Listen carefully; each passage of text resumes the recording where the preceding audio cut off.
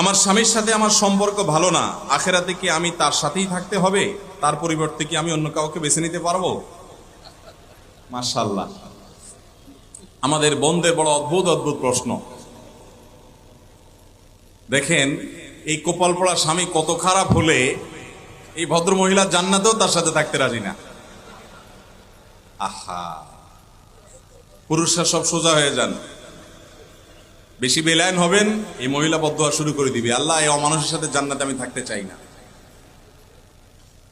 আল্লাহ আমাদেরকে হেফাজত করুন।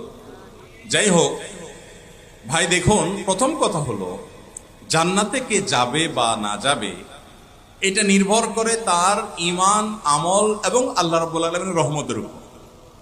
আল্লাহ তাআলা যদি কারোর প্রতি রহমত করেন তিনি জান্নাতে যাবেন। এমনও হতে পারে কোন স্ত্রী তার আপন আমল দ্বারায় তিনি জান্নাতে চলে গেলেন, স্বামী তার বদামলে